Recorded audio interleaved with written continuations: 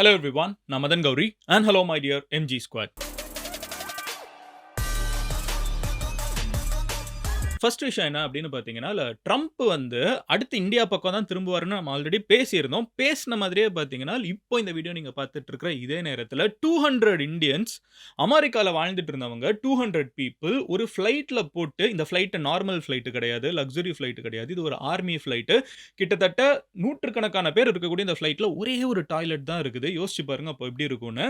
இந்த ஃப்ளைட் வந்து கிட்டத்தட்ட 24 மணி நேரத்துக்கு மேல டிராவல் பண்ணி இந்தியாவுக்கு வந்து சேரப்போகுது. ட்ரம்ப் வந்து இந்த 200 பேர பிளஸ் இன்னும் 7,00,000 பேர் இருக்காங்க. ஸ்டார்ட்டிங்ல இந்த 200 இந்தியன்ஸ் அமெரிக்கால இருக்கிறவங்கள get out, go back to your country அப்படின்னு சொல்லி அனுப்பிச்சு விட்டாரு. இந்தியன் கவர்ன்மெண்ட் ஓகே நீங்க அனுப்பிச்சிட்டீங்களா, நாங்க அவங்கள இங்க பார்த்துக்கிறோம் அப்படின்னு சொல்லிட்டு பஞ்சாப்ல காத்துட்டு இருக்காங்க. இந்த ஃப்ளைட் வந்து அமெரிக்கால இருந்து கிளம்பி ஜெர்மனில ஒரு பிட் ஸ்டாப் பண்ணி, ஒரு ரீஃபியூல் பண்ணி மறுபடியும் அங்கேருந்து இந்தியாவுக்கு வந்து சேரப்போகுது. இந்த ஒரு ஃப்ளைட்ல இருக்கக்கூடிய ஒவ்வொருத்தங்களுக்கும் இந்தியன்ஸ் வந்து அங்கேருந்து இங்க திருப்பி அனுப்பப்படுறவங்க ஒவ்வொருத்தங்களுக்கும் வந்து அமெரிக்கன் கவர்ன்மெண்ட் கிட்டத்தட்ட ₹4,00,000 செலவு பண்ணுது. இந்த ஃப்ளைட் அனுப்பிச்சு, அவங்கள அங்கேருந்து இங்க கொண்டு வந்து விடுறது அப்படி இப்படின்னு சொல்லிட்டு மோர் தென் ₹4,00,000 வந்து ஒவ்வொருத்தங்களுக்கும் கவர்ன்மெண்ட் செலவு பண்ணி திருப்பி போங்கடா வெளிய அப்படின்னு சொல்லிட்டு இருக்காங்க. என்ன மதன் சொல்ற? ஏன் இப்படிலாம் பண்ணிட்டுருக்காங்கன்னு யோசிச்சீங்கன்னா, இன்னைக்கு வீடியோல யார் இந்த இந்தியன்ஸ்? எல்லா இந்தியன்ஸையும் கிடையாது. யார் இந்த இந்தியன்ஸ்? ஏன் இவங்கள அனுப்பிச்சு விடப்படுறாங்க? இன்னும் 7,00,000 பேர் இந்த மாதிரி அமெரிக்காக்குள்ள இருக்காங்களே. யார் இவங்கலாம்? இவங்க எல்லாருமே ஏன் இந்தியாவுக்கு திருப்பி அனுப்பப்படுறாங்கங்கிறது தான் இன்னைக்கு வீடியோல நம்ம டீட்டெயில்டா பார்க்க போறோம். நம்மளுக்கு தெரியும் ட்ரம்ப் வந்தாலே நம்மளுக்கு கன்டென்ட் வரும்னு. ஆனா வாரம் வாரம் இவ்ளோ கன்டென்ட் குடுப்பாருன்னு நான் எதிர்பார்க்கல. அங்க தொட்டு இங்க தொட்டு கரெக்ட்டா இந்தியாவ தான் கை வச்சிருக்காரு. ஸோ என்ன நடந்துட்டு இருக்குங்கிறத நான் டீட்டெயில்டா சொல்றேன். பட் அத நீங்க ஃபுல்லா தெரிஞ்சுக்கிறதுக்கு முன்னாடி இந்த மாதிரி வேர்ல்ட்ல நடக்கக்கூடிய எல்லா விஷயமும் நீங்க டெய்லி தெரிஞ்சுக்கணும். 10 நிமிஷத்துல தெரிஞ்சுக்கணும்னு நினைச்சீங்கன்னா, மதன் கௌரி சேனல சப்ஸ்கிரைப் பண்ணி எம்ஜி ஸ்குவாட்ல சேருங்க. சேர்ந்துறீங்களா? இப்போ ஸ்டார்ட் பண்ண ஆரம்பிக்கலாம். ஃபர்ஸ்ட் விஷயம் என்ன அப்படின்னு பார்த்தீங்கன்னா, யுஎஸ்ல ட்ரம்ப் வந்து மறுபடியும் கவர்ன்மெண்ட் ஃபார்ம் பண்ணதிலிருந்து ரொம்ப ஸ்ட்ரிக்ட்டா தான் ஆள் இருக்காரு. அண்ட் எல்லா கண்ட்ரியோட சண்டைக்கு வரியா? சண்டைக்கு வரியா? என்ன தொட்டு பார்த்துட்டு பார்ப்போம். அந்த மாதிரி தான் மிரட்டிட்டு இருக்காரு.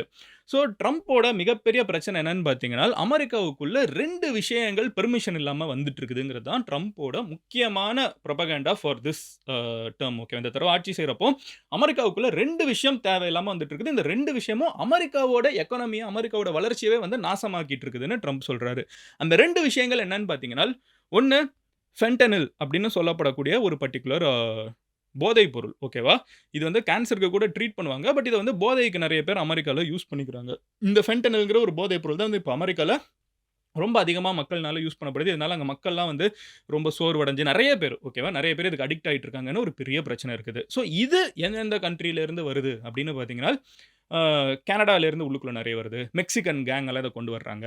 சைனாக்காரன் தான் இதுக்கெல்லாம் சப்ளை பண்றான் அப்படின்னு ஒரு பெரிய கான்செப்ட் இருக்குது. அதனால 3 கண்ட்ரி மேலயும் டாரிஃப் அப்படின்னு போட்டாரு. அதாவது டாக்ஸ். நீ எத அமெரிக்காக்குள்ள விக்கணும்னாலும் உனக்கு அதிகமான டாக்ஸ். அப்போ என்ன ஆகும்? மக்கள் வந்து உள்ளுக்குள்ள இந்த கண்ட்ரீஸோட ப்ராடக்ட்ஸ், சைனீஸ் ப்ராடக்ட் ₹10 வாங்குற ஒரு சைனா $10க்கு சைனாவோட ஒரு பேஸ்ட் கிடைக்குதுன்னு வச்சுக்கோங்களேன். அதுக்கப்புறம் ஒரு டாரிஃப் போட்டு அது வந்து $12க்கு $13க்கு கிடைச்சுச்சுன்னா, ஒரு சராசரி அமெரிக்கன் என்ன பண்ணுவான்? அவங்க கிட்டேருந்து வாங்காம வேற ஒரு ப்ராடக்ட்ட வாங்கிட்டு போயிடுவான். அமெரிக்கன் ப்ராடக்ட் ஏதாவது வாங்குவான்ல, வேற கண்ட்ரி ப்ராடக்ட் வாங்குவான் கரெக்ட்டா? ஸோ இவங்க கண்ட்ரியோட பிசினஸ் அட்டாக் பண்ற மாதிரி சில டாரிஃப் போட்டுட்டு இருக்காரு. அட் த சேம் டைம் நான் ஃபென்டனில பத்தி சொன்னேன்ல, 2வது மிகப்பெரிய விஷயம் அமெரிக்காவுக்குள்ள வந்துட்டு இருக்கிறது, அமெரிக்காவோட வளர்ச்சிய தடுக்கிறது. இன்ஃபாக்ட் இத விட அதுதான் அதிகமா தடுத்துட்டு இருக்குதுன்னு சொல்றது என்னன்னா, இல்லீகல் இமிகிரண்ட்ஸ். அண்ட் இல்லீகல் இமிகிரண்ட்ஸ்ன்னு சொல்றப்போ, அமெரிக்கால இருக்கக்கூடிய டாப் 3 இல்லீகல் இமிகிரண்ட்ஸ்ல இந்தியன் கம்யூனிட்டியும் ஒண்ணு. இல்லீகல் அப்படின்னு சொல்றப்போ, நம்ம இமிடியேட்டா யோசிக்கிறது என்னன்னு பார்த்தீங்கன்னா, இந்த டாங்கி ரூட்ன்லாம் சொல்லுவாங்க. கஷ்டப்பட்டு ₹50,00,000 செலவு பண்ணி, மோஸ்ட்டா இந்த பஞ்சாப் ரீஜன்ல இருந்து நெறைய பேரு இங்க, அங்கன்னு சொல்லி எந்த கண்ட்ரி இல்லாம ஃப்ளைட் புடிச்சு கடைசில மெக்சிகோக்குள்ள இறங்கி, மெக்சிகோல இருந்து அமெரிக்காவுக்குள்ள கால்நடையாவே வந்து உள்ளுக்குள்ள புகுறது கவர்ன்மெண்ட் எல்லாத்தையும் மீறி, அப்புறம் அமெரிக்காக்குள்ள போனதுக்கப்புறம் மக்களோட மக்களா மெர்ஜ் ஆயி அங்க ஒரு வாழ்க்கைய ஆரம்பிக்கிறதுன்னு ஒரு ரூட் இருக்குது. நெறைய பேர் கஷ்டப்பட்டு இல்லீகலா கூட பெர்மிஷனே இல்லன்னா கூட அந்த நாட்டுக்குள்ள போய் ஒரு வாழ்க்கைய ஆரம்பிச்சிடணும்னு சொல்லிட்டு ஏகப்பட்ட பேர் போயிட்டு இருக்காங்க. அதே மாதிரி இன்னொரு பெரிய குரூப் யாருன்னு பார்த்தீங்கன்னா, அஃபிஷியலா பெர்மிஷன் வாங்கியே யுஎஸ்க்குள்ள போவாங்க. டூரிஸ்ட் விசா இருக்கட்டும், எஜுகேஷன் விசாவா இருக்கட்டும், ஆர் வந்து வொர்க் விசா அந்த H1B விசாவா இருக்கட்டும். இந்த மாதிரி நெறைய பேர் வாங்கிட்டு அமெரிக்காக்குள்ள போயிடுறாங்க. ஒவ்வொரு விசாவுக்குமே வந்து ஒரு டைம் பீரியட் இருக்குது. இந்த காலகட்டத்திலிருந்து இந்த இயர் வரைக்கும் ஆர் இந்த டேட் வரைக்கும் வந்து நீங்க அமெரிக்கால இருக்கலான்னு. மோஸ்ட் ஆஃப் த டைம் வந்து இல்லீகல் இமிகிரண்ட்ஸ் என்ன பண்ணிடுறாங்கன்னா, இமிகிரண்ட்ஸ் இவங்கலாம் லீகலா இமிகிரண்ட் மைக்ரேஷன் ஆறவங்க தான். சட்டப்படி தான் உள்ள போறாங்க. ஆனா அந்த டேட் முடிஞ்சதுக்கப்புறம் அவங்க அதுக்கு முன்னாடி அவங்க தானே அமெரிக்காலேருந்து திரும்பி வரணும். ஆனா வராம அங்கேயே எக்ஸ்ட்ராவா ப்ரொலாங் பண்றது. ரூபாவ விட டாலர் வெயிட்டா இருக்குது. இல்ல டாலர்ல வந்து நான் சம்பாதிக்கணும்னு நினைக்கிறேன். இந்தியாவுக்கு எனக்கு திருப்பி போக பிடிக்கல. ஆனா என் விசா முடிய போகுது அப்படின்னா, யார்கிட்டயும் ரிப்போர்ட் பண்ணாம வேற வேலையில சேர்ந்து அப்படியே சைலன்ட்டா கம்கமா அங்கேயே இருந்துட்டுருது.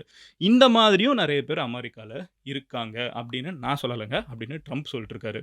ஸோ இதில இந்தியன் கம்யூனிட்டிலயுமே நெறைய பேர் இருக்காங்க. இங்கே தாங்க வேலைக்கு அஃபிஷியலா போயிட்டு, விசா முடியிறப்போ திருப்பி வராம அங்கேயே வேற ஏதாவது வேலைக்கு போய் சேர்ந்துட்டு, அந்த வேலையிலேயே பெர்மிஷன் இல்லாம எக்ஸ்டெண்ட் பண்றது, இல்ல வேற ஏதாவது ஒரு பிசினஸ் ஆரம்பிச்சுட்டு, ஏதாவது ஒண்ணு பண்ணிடுறது. பட் அமெரிக்காக்குள்ளேயே இருக்கிறது. And it's a large country. கோடிக்கணக்கான மக்கள் இருக்காங்க. ஸோ இந்த மாதிரி வந்து 7,00,000 இந்தியர்கள் வந்து இல்லீகலா அமெரிக்காக்குள்ள இருக்காங்க அப்படின்னு ஒரு கணக்கு சொல்லுது. அதில 18,000 பேர் இப்போதைக்கு ஐடென்டிஃபை பண்ணியிருக்காங்களாம். இருக்கிறது 700Kன்னு சில நியூஸ் ஆர்டிகிள்ஸ் நம்மளால பார்க்க முடியுது. 18,000 பீப்பிள் வந்து அதில இப்ப ஐடென்டிஃபை பண்ணியிருக்காங்க. That is very, very small number. 7,00,000 எங்க இருக்குது? 18,000 பேர் எங்க இருக்காங்க? இப்ப இந்த 18,000 பேரையும் இந்தியாவுக்கு திருப்பி அனுப்ப போறாங்க. ஓகேவா? இது போக இந்த 7,00,000 பேர் எத்தனை பேர் இந்தியன்ஸ் வந்து அங்க இருக்காங்க, இல்லீகலா இருக்காங்கன்னு பார்த்து, அத்தனை பேரையுமே ஐடென்டிஃபை பண்ணி, விசா எக்ஸ்பயர் ஆனதுக்கப்புறம் எத்தனை பேர் இருக்காங்கன்னு ஐடென்டிஃபை பண்ணி, எல்லாரையும் அவங்க வந்து ஒரு ஃப்ளைட்ல ஏத்தி, பெருசா இந்த மாதிரி ஆர்மி ஃப்ளைட்ஸ் ஓகேவா? அண்ட் ஆர்மி ஃப்ளைட் ஏன் அப்படின்னு பார்த்தீங்கன்னா, நான் ஆல்ரெடி சொன்ன மாதிரி ஒரே நேரத்தில நூற்றுக்கணக்கான பேர் அனுப்ப முடியும். இந்த ஃப்ளைட்ல வந்து 205 பேர் இப்ப வந்துட்டு இருக்காங்க. இந்த வீடியோ நீங்க பார்த்துட்டு இருக்கிற இதே நேரத்தில, இந்த மாதிரி இல்லீகலா ரூட்ட கிராஸ் பண்ணவங்களும் சரி, இல்லீகலா வந்து விசா எக்ஸ்டென்ஷன்க்குள்ள இருக்கிற இந்தியன்ஸும் சரி, அந்த மாதிரி ஒரு 205 பேர் ஐடென்டிஃபை பண்ணப்பட்ட 18,000ல 205 இன்னும் ஒரு 7,00,000 பேர் ஐடென்டிஃபை பண்ணப்பட வேண்டியவங்க இருக்காங்க. இதில ஒரு ஃபர்ஸ்ட் செட் 205 பீப்பிள் வந்து அமெரிக்கால இருந்து இப்போ இந்தியால எங்க அப்படின்னு பார்த்தீங்கன்னா, பஞ்சாப், அம்ரித்சர் அந்த ஏர்போர்ட்டுக்கு வந்துட்டு இருக்காங்க. அமெரிக்கால எங்கேருந்து வராங்கன்னு பார்த்தீங்கன்னா, சான் அன்டோனியோ அப்படிங்கிற டெக்சாஸ்ல இருக்கிற ஏர்போர்ட்ல இருந்து கிளம்பி, இப்ப வந்து அம்ரித்சர் பஞ்சாப்க்கு வந்து சேர்றாங்க. ஸோ இந்த ஃப்ளைட் வந்து நடுவுல ஜெர்மனில ரீஃப்யூவலிங்க்கு பெரிய ஃப்ளைட்டு இவ்வளோ தூரம் உலகத்தோட மறுபக்கம். ஸோ நடுவுல ஒரு பிட் ஸ்டாப் ஃபியூவலுக்கு வந்து பிட் ஸ்டாப் எடுத்துட்டு அதுக்கப்புறம் வருது. அண்ட் வந்து இறங்குனதுக்கப்புறம் இந்தியன் கவர்ன்மெண்ட் வந்து ஆல்ரெடி இந்தியன் கவர்ன்மெண்ட் சொல்லிட்டாங்க. ஏங்க நாங்க இவங்களெல்லாம் வெல்கம் பண்றோம். நாங்க வந்து இவங்களெல்லாம் பார்த்துக்கணும்னு நினைக்கிறோம். பார்த்துக்கணும்னா இவங்கலாம் யாரு? எப்படி அங்க போனாங்க? இல்லீகலா அவங்க உங்க நாட்டுக்குள்ள போயிட்டாங்கன்னா, அது எங்களுக்கும் பெரிய தப்பு தான். இந்த மாதிரி தான் போறவங்க நெறைய பேர் நெறைய நாட்ல பிரச்சனை பண்ணிடுறாங்க. இவங்கலாம் யாரு? எப்படி அங்க போனாங்கங்கிறத நாங்க விசாரிப்போம் அப்படின்னு கவர்ன்மெண்ட் சொல்லியிருக்காங்க. ஸோ இப்ப இவங்கலாம் அம்ரித்சருக்கு வந்து இறங்குனதுக்கப்புறம், இந்த 205 ஃபர்ஸ்ட் செட் இந்த மாதிரி எல்லாரும் வருவாங்க. இந்த 4 வருஷம் முடியறதுக்குள்ள. ஸோ இந்த 205 பேர வந்து அவங்க செக் பண்ணி, இவங்க எப்படி இல்லீகலா அங்க போனாங்க? எந்த ஏஜென்ட் வந்து காச வாங்குனான்? இல்ல லீகலா போனவங்க எந்த கம்பெனில வேலை பார்த்துட்டு இருக்கப்போ, வேலை முடிஞ்சதுக்கு அப்புறமும் அவங்க விசா முடிஞ்சதுக்கு அப்புறமும் திருப்பி வராம இருக்காங்க. இந்த மாதிரி டேட்டாவெல்லாம் படிக்க போனவங்க ஏன் திருப்பி வரல? இந்த மாதிரி டேட்டாவ எல்லாத்தையும் கலெக்ட் பண்ணி, இந்தியன் கவர்ன்மெண்ட் வந்து இத இனிமே ஃபர்தரா நடக்காம பார்த்துக்கிறோம் அப்படிங்கிற மாதிரி யுஎஸ் கூட பேசியிருப்பாங்கன்னு எதிர்பார்க்கப்படுது. Because India wants to be friends with America. நம்மளுக்கு இருக்கிற ஒரு மிகப்பெரிய கொஸ்டின் என்னன்னு பார்த்தீங்கன்னா, கொஞ்ச நாளுக்கு முன்னாடி தான் ஒரு கண்ட்ரில இந்த கொலம்பியான்னு நெனைக்கிறேன். ஸோ கொலம்பியா நான் தான் வீடியோ போட்டிருந்தேன். அமெரிக்கால இல்லீகலா இருக்கக்கூடிய கொலம்பியன்ஸ வந்து திருப்பி அனுப்பிச்சாங்க. அதுவும் இந்த மாதிரி ஒரு ஆர்மி ஃப்ளைட்ல தான் அனுப்பிச்சாங்க. அப்போ அந்த நாட்டோட தலைவர் வந்து பயங்கரமா டென்ஷன் ஆயிட்டாரு. "ஏய் என்னய்யா மனுஷங்க மாதிரி ட்ரீட் பண்ணி, ஏதோ ஆட்டு மந்த மாதிரி ஃப்ளைட்ல ஏத்தி ஒரு டாய்லெட் இருக்கிறதுல இப்படி அனுப்பிச்சு விட்றீங்க. இது நியாயமா இல்ல." இத்தனைக்கும் அந்த ஃப்ளைட் ரொம்ப குட்டி ஃப்ளைட். இந்தியாவுக்கு தான் மறுபக்கத்துக்கு வரணும். அந்த ஐ மீன் ரூட் சொல்றேன். ஸோ அங்க அனுப்பிச்சு வச்சுட்டு இருக்கீங்க அப்படின்லாம் சொல்லி பேசினாங்க. ட்ரம்ப் உடனே என்ன பண்ணிட்டாருன்னா, டாரிஃப ஏத்து. உன் கண்ட்ரில இருந்து வர எல்லா பொருளுக்கும் இங்க காசு அதிகம் அப்படின்ட்டாரு. இந்தியன் ப்ராடக்ட்ஸ் வந்து அதே மாதிரி அமெரிக்காவுக்கு போறதில்ல. ட்ரம்ப் வந்து நீ டாக்ஸ ஏத்து அப்படின்ட்டாருன்னா, இந்தியாவோட எக்கானமி அடி வாங்குங்கிறது தான் எதார்த்தமான ஒரு உண்மை. இந்தியன் ப்ராடக்ட்ஸ் எது யுஎஸ்க்கு போயிட்டு இருக்குங்கிறது தான் நம்ம நெறைய பேருக்கு இம்மீடியேட்டா இருக்கக்கூடிய கொஸ்டினா இருக்கும். ஃபார் ஸ்டார்ட்டர்ஸ் நம்மளோட ஐடி இன்ஃப்ராஸ்ட்ரக்சர் இருக்குல்ல, டிசிஎஸ், இன்ஃபோசிஸ், விப்ரோ, காக்னிசன்ட் நம்ம சொல்லிட்டு போயிட்டே இருக்கலாம். இந்த கம்பெனிஸ்ல எல்லாருமே இந்த வீடியோ பார்த்துட்டு இருக்கிற நெறைய பேரு இந்தியால இருந்து தான் அமெரிக்கன் கம்பெனிஸ்ல நம்ம ஆஃப் சைட்டு ஏதோ வேலை பார்த்துட்டு இருக்கோம். கரெக்ட்டா? இந்த மாதிரி வேலை பார்த்துட்டு இருக்கிற எல்லாமே ஒரு சர்வீஸ் இண்டஸ்ட்ரி தான். இது எல்லாமே நம்ம ப்ராடக்ட்டா அமெரிக்காவுக்கு எக்ஸ்போர்ட் பண்ணலனாலும், சர்விஸா அமெரிக்காவுக்கு எக்ஸ்போர்ட் பண்ணிட்டுருக்கோம். இதுக்கெல்லாம் டாரிஃப் ஏத்துனா என்ன ஆகுறது? இது போக இந்தியாவோட ஃபார்ம் ப்ராடக்ட்ஸ் நெறைய அமெரிக்காவுல போய் வித்துட்டுருக்கோம். அதுக்கெல்லாம் விலைய ஏத்திட்டாங்கன்னா, இங்க இருக்கிற விவசாயிங்க நிலைமை என்ன ஆகுறது? இங்க இருக்கிற ஐடி எம்ப்ளாயீஸோட நிலைமை என்ன ஆகுறது? இந்தியன் எக்கானமி வந்து அடி வாங்குங்கிறது தான் எதார்த்தமான ஒரு விஷயம். அதனால தான் அமெரிக்கால இருக்கிற யாராவது ஒருத்தங்க இந்த பிரசிடென்ட் வந்து நான் டாரிஃப் ஏத்திருவேன், டாக்ஸ் ஏத்திருவேன்னு சொன்னா, டாக்ஸ் எல்லாம் ஏத்தாதப்பா. ஏன்னா கன்சியூம் பண்ணக்கூடியது ஒரு கம்பெனி எடுத்துக்கோங்களேன். இப்ப விப்ரோ கிட்ட ஒரு ப்ராஜெக்ட்ட குடுத்துருக்கான். ஒரு டிசிஎஸ் கிட்ட, சிடிஎஸ் கிட்ட, வாட்டெவர் கம்பெனி யூ வாண்ட். இப்ப இந்த கம்பெனி குடுத்துருக்கான். அதுக்கு வந்து இவங்க ஒரு $100 அப்படின்னு சொல்லி ஒரு பில் குடுக்குறாங்க. இப்போ டாரிஃப வந்து இந்தியா மேல நான் 25% போடுறேன் அப்படின்ட்டாங்கன்னா, அது 125 ஆயிடும்.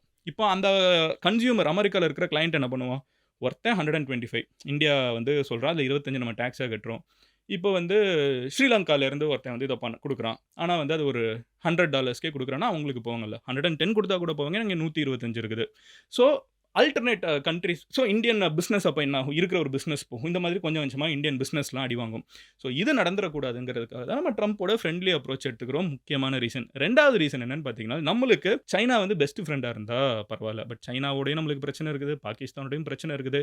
இந்த 2 கண்ட்ரியோட பிரச்சனை இருக்கிறப்ப நம்மளுக்கு எப்பவுமே ஒரு சப்போர்ட் தேவைப்படுது. ரஷ்யன் சப்போர்ட் தேவைப்படுது. அமெரிக்கன் சப்போர்ட் தேவைப்படுது. இது எல்லாமே வந்து நம்ம என்னைக்குமே எடுத்துப்போம். அவங்க பெருசா நம்ம பகைச்சுக்க மாட்டோம். எஸ்பெஷலி அமெரிக்கன் சப்போர்ட் வந்து இன்னைக்கு உலகம் இருக்கிற நிலைமையில நாம பேக் வாங்க மாட்டோம். அமெரிக்காவோட சப்போர்ட் என்னைக்குமே நம்ம வேணும்னு தான் நினைப்போம். இதுக்கு நம்ம அமெரிக்கா வந்து ட்ரம்ப் வந்து டைரக்ட்டா இந்தியாவ பார்த்து நான் டாரிஃப் ஏத்துவேன்லாம் சொல்லல. ஆனா ட்ரம்ப் வந்து ரொம்ப நாளா சொல்லிட்டு இருக்கிற பிரச்சனை என்னன்னு பார்த்தீங்கன்னா, அமெரிக்கன்ஸ் நெறைய இந்தியன் குட்ஸ வாங்குறாங்க. ஆனா அமெரிக்கன் ப்ராடக்ட்ஸ வந்து இந்தியாவுக்கு இந்தியா வந்து நெறைய அமெரிக்காவுக்கு எக்ஸ்போர்ட் பண்ணுது. நம்ம நெறைய டாலர்ல வாங்கிக்கிறோம். ஆனா பதிலுக்கு நம்ம வந்து அவங்க கிட்ட இருந்து இம்போர்ட் பண்ணணும்ல. அவங்களோட அமெரிக்கன் ப்ராடக்ட்ஸ் நம்ம உள்ளுக்குள்ள வாங்குவோம்ல. அப்படி வாங்குறப்போ அது வந்து ரொம்ப கம்மியா இருக்குது. ஸோ இந்தியா வந்து அதிகமா வித்துட்டு கம்மியா வாங்குறாங்க. அப்போ அது இந்தியாவுக்கு நல்லது. இது ஈக்குவலா தானே இருக்கணும். விக்கிறதும் வாங்குறதும் ஒரே அளவுக்கு இருந்தா தானே 2 கண்ட்ரிக்கும் சுமூகமா இருக்கும். நான் உங்க கிட்டேருந்து நெறைய உங்ககிட்ட வந்து நெறைய வித்துட்டு, உங்ககிட்டேருந்து எதையுமே வாங்காம இருந்தேன்னா, ஒரு கம்மியா வாங்குனேன்னா, உங்களுக்கு அது நல்ல பிசினஸ் இல்லல்ல. ஸோ ட்ரம்ப் இத தான் சொல்றாரு. ஸோ இது 2வது ஆஸ்பெக்ட். அவரு என்ன சொல்றாருன்னா, இது ஆல்ரெடி போன டைம் கவர்ன்மென்ட்ல இருந்தப்பமே இத பேசியிருக்காரு. அமெரிக்கன் ப்ராடக்ட்ஸ்க்குலாம் இந்தியால டாக்ஸ் அதிகமா இருக்குது. அதனால வாங்க மாட்டேங்கிறாங்க. நெறைய கம்பெனி அதாவது என்ட்ரே ஆக மாட்டேங்கிறாங்க. ஃபார் எக்ஸாம்பிள் நம்ம டெஸ்லா. நான் நான் போட்ட ஒரு ட்வீட்டுக்கு இலான் மஸ்க் ரிப்ளை பண்ணாருன்னு ஒண்ணு ஃபேமஸா நடந்துச்சுல்ல. ஸோ அதுவே பார்த்தீங்கன்னா வந்து கார் எப்போ லான்ச் பண்ணுவீங்கன்னு நான் இலான் மஸ்க் கிட்ட கேட்டிருந்தேன். அதுக்கு இலான் மஸ்க் வந்து பதிலுக்கு என்ன சொன்னாருன்னா, இந்தியால வந்து டாக்ஸ் எல்லாம் அதிகமா இருக்குது அப்படின்னு தான் அவரு சொன்னாரு. ஸோ நம்ம அமெரிக்காலேருந்து ஒரு கார உள்ள இம்போர்ட் பண்றதுக்கு ஒரு ஃபுல் பில்ட் காரா இருக்கிறப்ப நம்ம டாக்ஸ் அதிகமா ஏத்தணும். இந்தியா ஏன் அத சொன்னாங்கன்னால், இந்தியால வந்து மேனுஃபேக்சரிங் இருக்கணும். நீ இங்க வா, இங்க கம்பெனி வையு. அப்போ இங்க நீ விக்க போற ஒரு ப்ராடக்ட்க்கு இந்தியன்ஸே நீ வேலை வைக்க வைப்ப. இந்தியாவுக்கு ஒரு நல்ல எக்கானமி பூஸ்ட் ஆகும்னு. ஒவ்வொரு கண்ட்ரியும் அவங்கவங்களோட கண்ட்ரி எப்படி பெட்டர் ஆக்கணும்னு தான் பார்ப்பாங்க கரெக்ட்டா. ஸோ இந்தியா அத சொல்லுச்சு. ஆனா டெஸ்லா வந்து அத இன்னும் ஸ்டெப் எடுக்கல. இன்னைக்கு வரைக்கும் டெஸ்லா வந்து ஒரு கார வந்து இந்தியாக்குள்ள லான்ச் பண்ணல. ஸ்டெப் எடுக்கலன்னா அதுக்கு நெறைய லேண்ட் அக்வயர் பண்றாங்க. அது இதுன்னு நியூஸ் வருது. பட் இன்னும் கார லான்ச் பண்ணல. இப்போ ட்ரம்ப் வந்ததுக்கப்புறம், ட்ரம்ப் வந்து இதையும் புஷ் பண்ணுவார்ன்னு எதிர்பார்க்கப்படுது. ஐஃபோன் காசு மேபி கம்மியாகலாம். அந்த இம்போர்ட் டாக்ஸ கம்மியாக்கலாம். இங்க வந்து டெஸ்லா கார வந்து இந்தியாவுக்குள்ள கொண்டு வரதுக்கு இன்னும் டாக்ஸ கம்மியாக்குங்கன்னு ட்ரம்ப் ஃபோர்ஸ் பண்ணுவார். இலான் மஸ்க் ஃபோர்ஸ் பண்றது ஒண்ணு, ஒரு நாட்டோட பிரசிடென்ட் உலகத்தோட மிகப்பெரிய நாட்டோட பிரசிடென்ட், பவர்ஃபுல் பிரசிடென்ட் வந்து புஷ் பண்றதுங்கிறது வேற. ஸோ இதெல்லாம் நடக்க ஆரம்பிக்கிறப்போ, இந்தியால மோர் அமெரிக்கன் குட்ஸ் உள்ளுக்குள்ள வர ஆரம்பிக்கும்னு நம்ம எதிர்பார்க்கிறோம். அதுக்கு ஸ்டார்ட்டர்ஸ்க்கு இப்ப நடந்த ரீசென்ட் பட்ஜெட்லயே வந்து பார்த்தீங்கன்னா, நம்ம வந்து ஹார்லி டேவிட்சன் மாதிரி பைக்ஸ் எல்லாம் இருக்குல்ல. இது அமெரிக்கன் பைக். ரொம்ப பெரிய பைக் கரெக்ட்டா லட்சக்கணக்கான ரூபாய் பைக். அந்த பைக்கோட டாக்ஸ நம்ம ஆல்ரெடி ஒரு ஸ்டெப் கம்மியாக்கிட்டோம். வர்ற பிப்ரவரி மாசம் வந்து இதான் பிப்ரவரி. இன்னும் கொஞ்ச நாள்ல வந்து ட்ரம்ப்பும், மோடியும் வந்து மீட் பண்ணுவாங்க. அப்ப ட்ரம்ப் இன்னும் நீங்க கம்மியாக்குங்க டாக்ஸ. அமெரிக்கன் ப்ராடக்ட்ஸ் இந்தியாக்குள்ள நெறைய வரணும். ஏன்னா இந்தியன் ப்ராடக்ட்ஸ இங்க யுஎஸ்ல வித்துடுறீங்க. சர்வீஸ் செக்டர், இந்த ஐடி கம்பெனிஸ், அப்புறம் வந்து நெறைய ஃபார்ம் ப்ராடக்ட்ஸ், தக்காளி வெங்காயம் நெறைய உள்ள வந்துருது. ஆனா அமெரிக்கன் ப்ராடக்ட்ஸ் நீங்க அப்ப இந்தியாக்குள்ள எடுத்துக்கோங்கங்கிறதுக்கு ட்ரம்ப் இன்னும் புஷ் பண்ணுவாரு.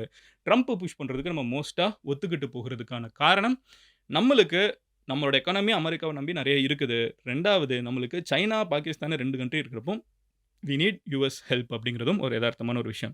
ஸோ இதுதான் வந்து ஓவராலா அங்க நடந்துட்டு இருக்கிற இஷ்யூ. உங்ககிட்ட நான் ரொம்ப சிம்பிளா எக்ஸ்பிளைன் பண்ணியிருக்கேன்னு நெனைக்கிறேன். நாளைக்கு நான் உங்கள இன்னொரு வீடியோல பார்க்குறேன். நீங்க இந்த மாதிரி வேற ஏதாவது டாபிக் நடந்துட்டு இருக்கிறத நான் உங்ககிட்ட எக்ஸ்பிளைன் பண்ணணும்னு நெனச்சீங்கன்னா, இங்க கமெண்ட் பண்ணுங்க. அண்ட் ரொம்ப முக்கியமா சப்ஸ்கிரைப் பண்ணுங்க. அப்போனா தான் டெய்லி நைட் உங்ககிட்ட யூடியூப் அல்கோரிதம் புரிஞ்சுக்கும். ஓகே, இவங்களுக்கு இந்த வேர்ல்ட்ல நடக்கிற விஷயத்துல மதன் பேசுறான். அது உங்ககிட்ட வந்து காமிக்கணும்னா, அல்கோரிதம் சப்ஸ்கிரைப் பண்ணியிருந்தா தான் வந்து காமிக்கும். ஸோ சப்ஸ்கிரைப் பண்ணிடுங்க. நீங்க என்னை பர்சனலா இன்னும் ஃபாலோ பண்ணணும். மதன், உன்னைய பத்தி நான் நெறைய தெரிஞ்சுக்கணும். டெய்லி உன்னைய பார்க்குறேன். நீ யாரு? உன்னைய பத்தி இன்னும் நெறைய சொல்லு. உன் லைஃப்ல என்ன நடந்துட்டு இருக்கு அப்படின்னு கேட்டீங்கன்னா, இன்ஸ்டாகிராம்ல மதன் கௌரின்னு சொல்லி சர்ச் பண்ணுங்க. It's a verified profile. You can follow me there. And I'll see you tomorrow. And ரொம்ப முக்கியமா, ட்ரம்ப் வந்து இப்போ அங்கே இருந்து இந்தியன்ஸை திருப்பி இல்லீகலா இந்தியன்ஸ், அதை மறுபடியும் சொல்லிடுறேன், இல்லீகல் இமிகிரண்ட்ஸ் நிறைய பேர் திருப்பி அனுப்பிச்சிட்டு இருக்கால. இதை திருப்பி அனுப்பிச்சிட்டு இருக்கிறத நீங்கள் பாசிட்டிவான ஒரு விஷயம், சரியான விஷயம்னு பார்க்குறீங்களா, நெகட்டிவாக பார்க்குறீங்களா? I find it positive. ஏன்னா ரொம்ப சிம்பிளான ரீசன் வந்து இல்லீகலாக இருக்காங்கங்கிறது தான். எந்த நாட்டிலையுமே இல்லீகலாக ஒருத்தங்க இருந்தாங்கன்னா அது தப்பான விஷயம். அவங்க லீகல் ஆக்கிக்கணும், இல்லை அவங்க அங்கேருந்து போயிடணுங்கிறது தான் விஷயம். அங்கே இருக்கிற சட்டங்கள் அதுக்கு ஏற்ற மாதிரி இருக்கும். இல்லீகலாக இருக்கிறது தப்புங்கிறது தான் என்னோட கருத்தும். அவங்க திருப்பி அனுப்பப்படுறாங்கன்னு ஒன்று இருக்குது. ஆனால் ஆனால் இவங்க எல்லாருமே விவசாயிங்க. மோஸ்ட்டா பஞ்சாப்ல பார்த்தீங்கன்னா, விவசாய நிலத்த வித்து ரூ. 50,00,000 காச சேர்த்து, எப்படியாவது அமெரிக்கால போய் ஒரு வாழ்க்கைய ஸ்க்ராட்ச்லேருந்து ஆரம்பிக்கலாம்னு நெனச்ச நெறைய பேர திருப்பி இந்தியாவுக்கு அனுப்புறப்போ, அவங்களோட வாழ்க்கைக்கு இந்திய அரசாங்கம் ஏதாவது பண்ணணும்னு நெனைக்கிறீங்களா? இல்ல இவங்க இந்தியாவ விட்டுட்டு தானே வேணான்னு தானே அங்க போறாங்க. அப்ப அவங்களுக்கு நம்ம இன்னும் நெறைய செலவு பண்ணணுமா? அந்த ஆங்கிள்லலாம் யோசிக்கிறீங்களா? என்னைய பொறுத்தளவுக்கு கவர்ன்மெண்ட் சப்போர்ட் பண்ணணும். அதே நேரத்தில இங்கேருந்து அங்க போக முடியாத அளவுக்கு நம்ம நாட இம்ப்ரூவ் பண்ணணும். ஓவராலா அதுதான் சரியான விஷயமா இருக்கும். But then let's see. That's just my point of view. நாளைக்கு நான் உங்கள இன்னொரு வீடியோல பார்க்குறேன். Love you all. Take care. Bye. Cheers எம்ஜிஸ்.